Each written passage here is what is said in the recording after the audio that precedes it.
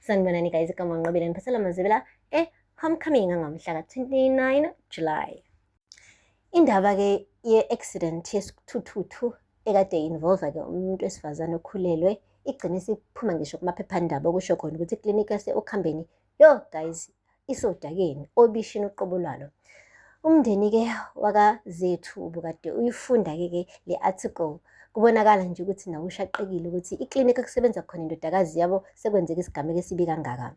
UZethu-ke ufikile wabatshela abazali ukuthi hey, ningibona nje ngigqoka kanje ngiswenkile, ngiya kwi-hearing mina. Ngangakaze ngitshele ukuthi ngiza kwi-hearing yaseklinikhi. Ngizamile ukuyivimba lento, kodwa-ke nakho la sikhona namhlanje. Washo uma wakhe wathi, mntanami, hamba uye kule hearing. Uyazi nawe ukuthi ma iy'ndlovu ezimbili zilwa akulimali zona, kulimala utshani. Nangampela-ke wahamba kuZethu waya khona eklinikhi. Bambize wabo number 1-ke ukuzoqula amacala. Hhayi, bambuza bathi, wena-ke dokotela uHlongwane, sitshele ukuthi ngabe uyabandakanya yini kuyona yonke lento. Athi cho, mina angibandakanye nje kuyona yonke lento. Ama-decisions akade ethathwa ukuthenga i-stock angikho involved, equipment angikho involved. Into nje mina engiyenzayo la eklinikhi ukunaka iguli and iguli kuphela. Base babuza ukuthi ngesikhathi ekukhisha ukuthi kuzoba ne-ambulance eyisithuthuthu, wena wavimba yini ukuthi kwenzeke lokho? Wathi yebo, ngabatshela ukuthi lento iza nobungozi, ngabatshela nanokuthi ayinayo ngisho i-oxygen kanti futhi ayikho stable, kodwa-ke akekho wangilalela. Wase wathi-ke u-chairman, okay, njengoba-ke uhambisile umthetho ukuthi ayilandwe le patient ekhulelwe ngalesi skuta, yabona ukuthi-ke ngoba kuvume wena uqobo lwakho Dr. Hlongwane, nawe uyabandakanyeka kule nto. Wathi nope, angithi namanje ngiyasho angibandakanyeki kule nto le.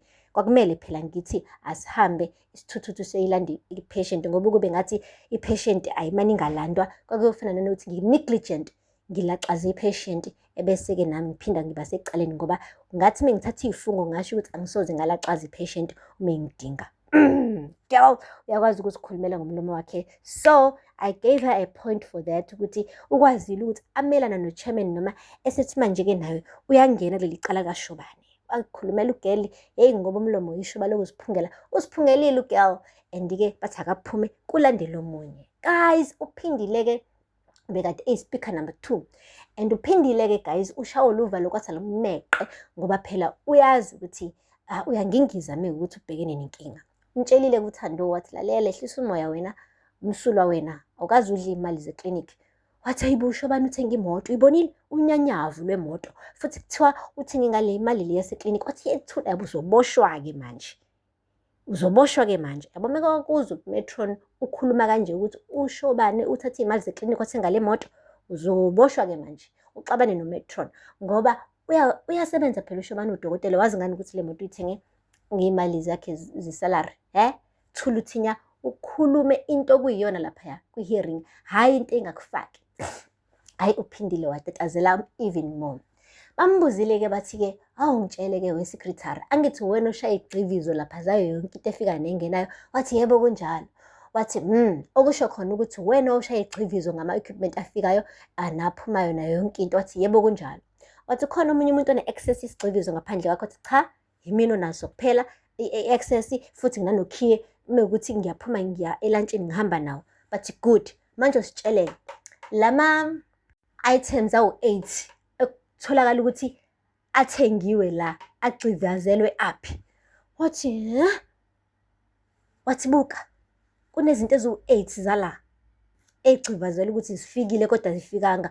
Ugcivaze kanjani wathi khona into ediliviwe ingadilivwanga? Shuthi wena noShobane nihlangene, uyakunikeza i-share kule mali ayidlayo yala eklinikhi. Wathi hayi, shuthi mina ngagcivaza nginganakanga uShobane wamane wangiphuthuma nje, wathi ngigcivaze ngangafunda, ngiyaxolisa. Kwathiwa lalela-ke, khali ngaxolo la, thina sesibonile la ukuthi nina niyasebenzisana, bungeke usifake isigxivizo entweni ongayiboni, ukuze i-order kubonakala ukuthi lifikile kumele ulibuke ngamehlo bese uyagxiviza. Wena uyagxiviza kodwa akukho lutho olufikile kanjani?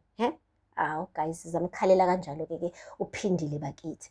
Waphuma uphindile kwangena uShobane. Guys, indoda erelaxile, egqoke iwashi elibizayo ney'mpahla ey'bizayo, ihlala inethezeke ithi kungathi ayinacala ibinecala. Guys, umbuzile ku-chairman ukuthi wendoda-ke awuchazi, kwenzakalani ngawe? Kutheni ukuthi uthenge iy'kuta kuzona zonke izinto obungayithenga. Wathi njengoba kade ngisho it's innovation, bekumele sifike nobuchule obusha la eklinikhi. Ngakhetha-ke ukuthi-ke ngithenge iy'kuta esikhundleni se-ambulensi yangampela. Wathi awusho-ke njengoba kulimala isiguli awuzizwa nje unonembeza. Wathi lalela la, thina sisebenza ngey'guli and ka-medical kuyaziwa ukuthi abantu bayalimala nanoma inini. So into vele bingenzeka lena, akumelanga sihlezi njalo sithi-ke hhayi siyayeka-ke manje ukuthi sicabange sisabalale ngenxa yokuthi sibalekela ukuthi iguli izolimala noma izofa. Vele into eyenzakalayo leyo, yabo. Manje kumele senze njani? Sivale iklinikhi singacabangi ngoba nakho sisaba lokho ukuthi kuzoba khona umonakalo. Hayi bo guys. Wathi ngiyakubona Dr. Mnisi ukuthi wena ngathi awunawo unembeza ngale nto, awuyisoli neze.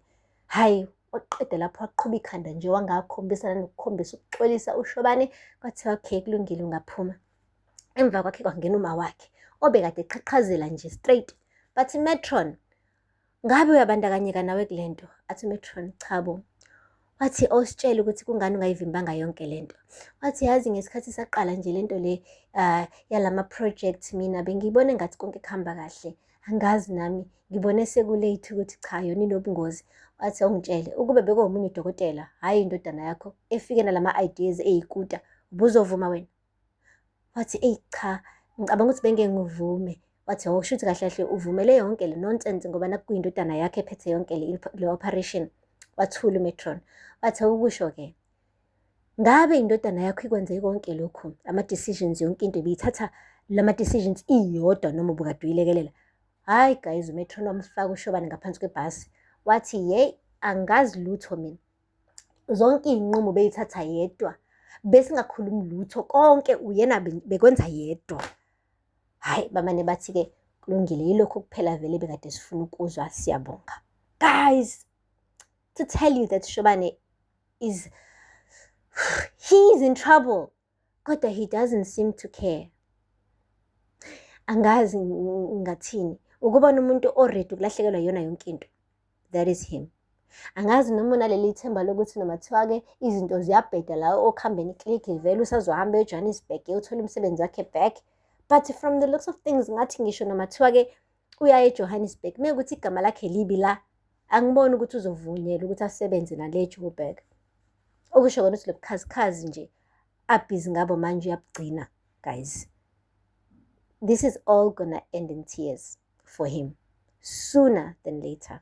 Guys, kumabheketwana aphela lapho-ke amazwibela namhlanje. Ningakhohlwa ukusubscribe and like and comment. Until next time, bye. Sanibonani guys, igama ngiNqobile ngiphethela amazwibela Homecoming ngamhla ka-29 July. Indaba-ke ye-accident yesithuthuthu